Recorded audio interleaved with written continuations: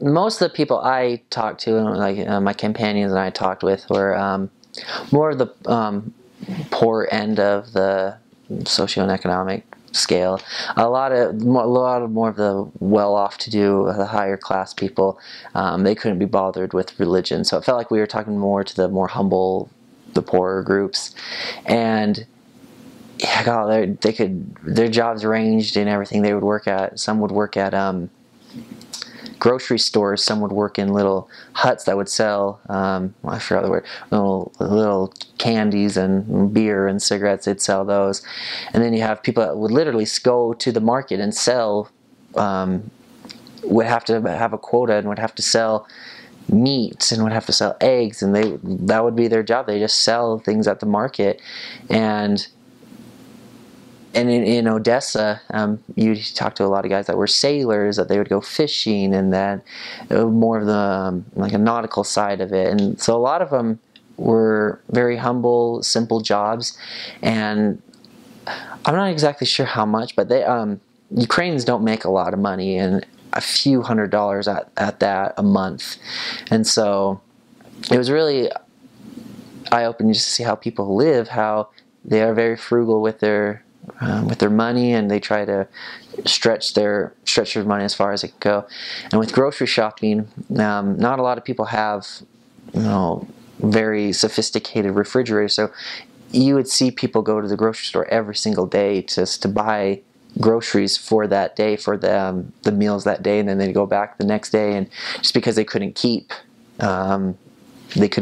preserve the food that they bought. And so it was really hard just to see, like, because obviously that's expensive, and you could just see some people were struggling with that, and it was really difficult just to see them do that. You wanted to help them, but obviously you can't help everybody.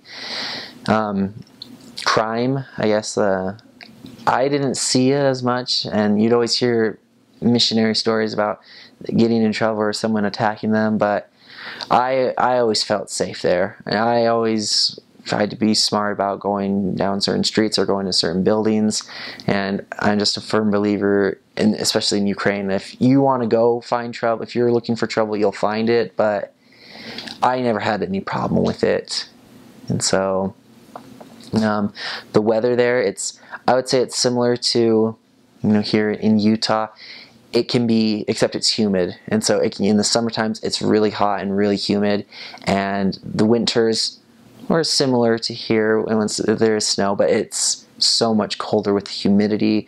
And the winters while I were there, they were unusually colder than what people were used to. I think certain times of the day it would get to -40, and rivers would freeze over just because it was an unusual winter, but it was really cold.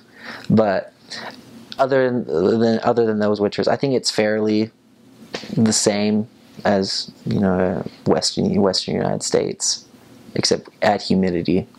There were cars there. A lot of people did have cars, but it seemed like those were only for the upper class to have a car. It was really expensive there for gas and just the maintenance. So transportation really was the norm. And in Kyiv, you had buses, you had electric and trains, and then you had the subway, the metro system, and that was the easiest way of getting around town, and it's fairly cheap for most Ukrainians. And in Odessa, more of the same was walking. I didn't use, occasionally you'd see people ride bicycles, but most of the time people walked and took buses. And so even just with the people in normal life, they are amazing people. Though I've never seen people that would literally do anything for you to help you.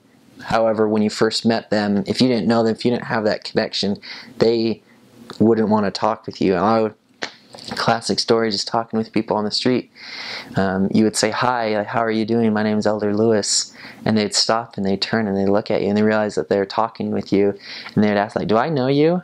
And we'd say, "No, like, we're representatives from our church and we'd like to share with you more about our gospel." And like, "Well, if I don't know you, I don't want to talk with you." So at very first, they put up their walls up first if they don't know you, and they think it's very strange to talk to a stranger on the streets.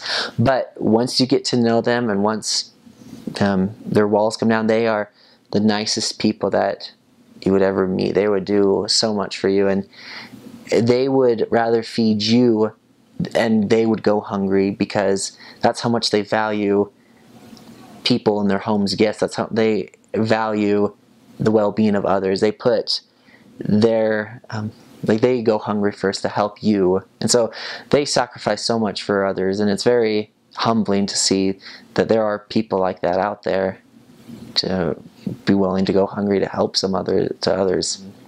Schooling, I felt like their high school, everyone would go to high school, but then after that it seemed like there was just a drop off of higher education after that. You know, it felt like everyone we were talking to wanted to be an economist, and I thought, oh, what does that even mean, being an economist?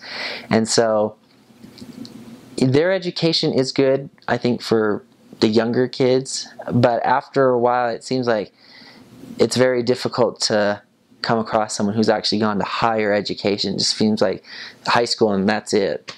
And only the very like driven students will find like a higher education.